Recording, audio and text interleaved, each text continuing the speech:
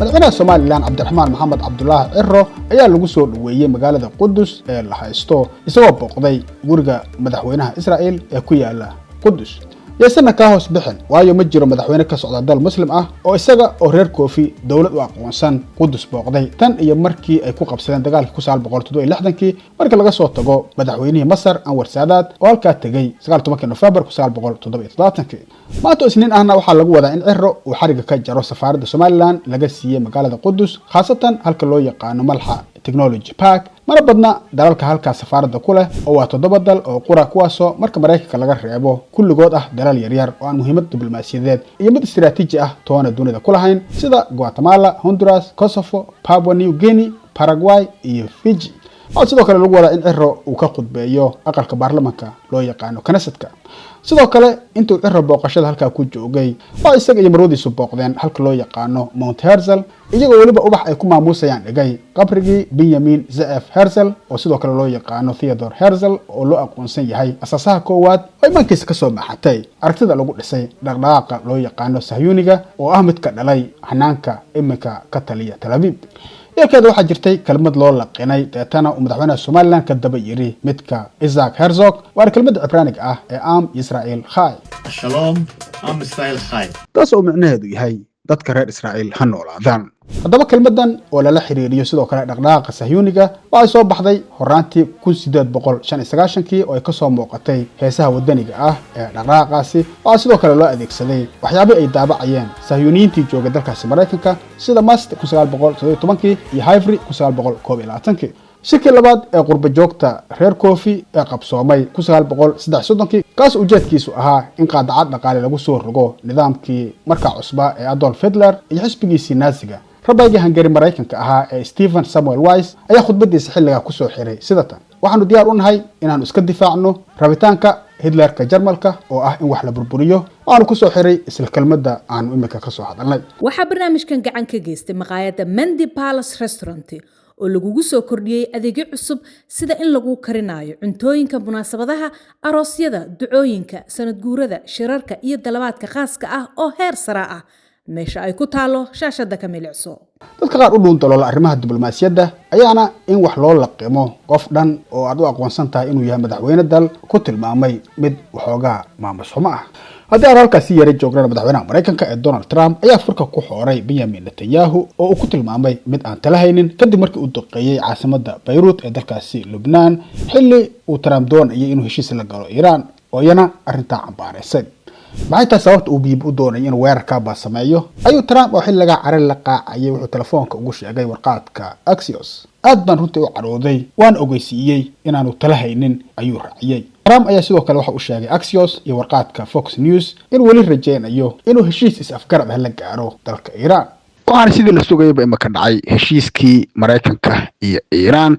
oo soo dhaweeyeen dalal badan oo caalamka ka tirsan. wakaaladda wararka Iran ee Mehr News Agency ayaana ku dhawaaqday in heshiis ay gaareen Mareykanka iyo Iran waxaana kamid ah in muddo 30 maalmood lagu furo marinka Hormuz, in Iran lagu maalgeliyo lacag dhan 300 bilyan oo dollarka Mareykanka ah, in Iran ay faraha ka qaado samaysiga hubka nukliyeerka iyo qodobo kale oo ay ku jiraan in Mareykanku aanu kordhin ciidanka gobolka jooga isla markaana aanu ku soo rogeen unaqabateen cusub dalkaas Iran. dalka kale Soomaalida qaar ayaan xitaa wali ogeyn balse Soomaaliya ayaa bari waxay lahayd khad tareen oo isku xirayay magaalooyinka Muqdisho, Afgooye, Jowhar oo markaa loo yaqaan Fila Abruzzi isla markaana la doonayay in la gaarsiiyo ilaa gudaha dalka Ethiopia. balse waxaa ka tareen Soomaaliya ka bilaqaystay dalka Ingiriiska 1941 intii lagu jiray dagaalkii labaad ee adduunka. Ingiriisku dabcan waxa uu koonfurta xukumayay 9 sanadood min 1941 ilaa 1950 markii uu ka qabsaday Talyaaniga oo looga adkaaday dagaalkii labaad ee dunida. balse markii uu Talyaanigu ka tagay koonfurta oo uu ka sameeyay kaabayaal badan oo dhaqaale, Ingiriiska ayaa furfuray lokomotifyadii naftada ku shaqeynayay ee jiidayay tareenada isku xirayay magaalooyinka aanu soo sheegnay ee Muqdisho, Jowhar iyo Afgooye.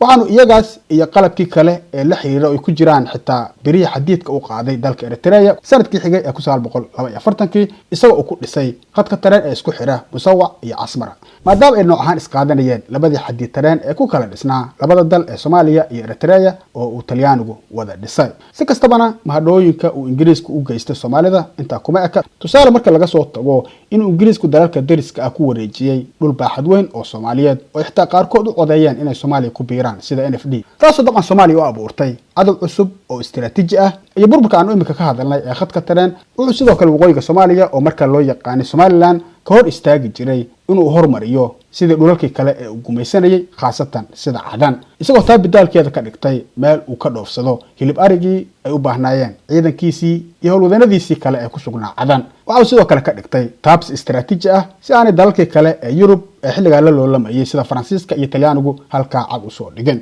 haddii aanu yara ka taariikhayno khadkan tareen ee uu Ingiriisku ka burburiyay koonfurta Soomaaliya waa dhismihiisa uu Talyaanigu bilaabay kadib bilowgii dagaalkii koowaad ee dunida 1914 waxaana 1924 la gaarsiiyey ilaa degmada Afgooye balse 1927 waxaa mar kale kordhiyey amiirkii lagu magacaabi jiray Principe Luigi Amadeo Duca degli Abruzzi oo ka tirsanaa qoyskii boqortooyada Talyaaniga waxaanu gaarsiiyey ilaa 114 kilomitir isagoo gaaray halka loo yaqaano Villaggio Duca degli Abruzzi oo imika loo yaqaano Jowhar 1928 hindisiha asliga ahaan wuxuu ahaa in khadka tareen laga qaado Villa Abruzzi oo Jowhar ahayd lana gaarsiiyo xadbeenaadka Ethiopia ilaa dhulka loo yaqaano Soomaali galbeed balse dagaalkii labaad ee dhex maray Talyaaniga iyo Abyssinia 1936 ayaa hakiyay in dhismahaasi sii socdo laakiin waxaa la diyaariyay jidkii isku xirayay Villa Abruzzo ilaa Buulo Barte oo la dhisay 1939 walow aan la dhigin labadii birood ee xadiidka ahaa ee uu tareenku ku ordayay laakiin sida kale jidku diyaar buu ahaa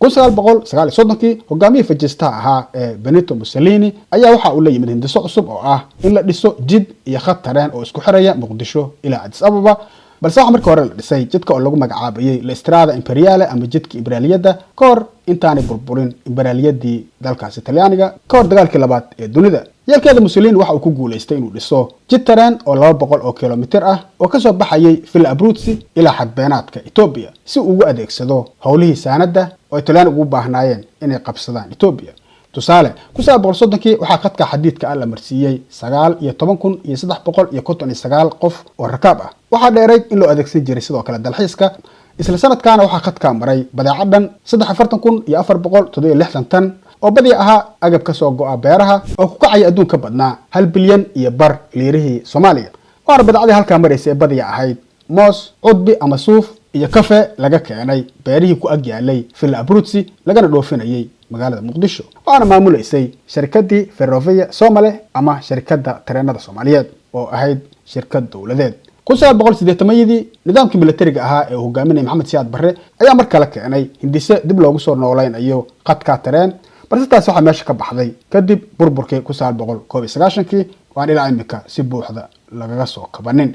dhinaca ciyaaraha haddii aanu yara eegnana Cumar Cartan ayaa la go'aamiyay in la siiyo mushaharkiisa oo buuxa sida ka soo baxday xiriir kubadda cagta FIFA kaasoo noqon doona inta u dhaxaysa 70 ilaa 100,000 oo dollarka Mareykanka ah tii ay jirto in loo diiday inuu galo gudaha dalkaasi Mareykanka taasoo u qoonsatay dhexdhexaadinta ciyaaraha koobka adduunka ee imika socda Maxamed Xaaji Hadalsame TV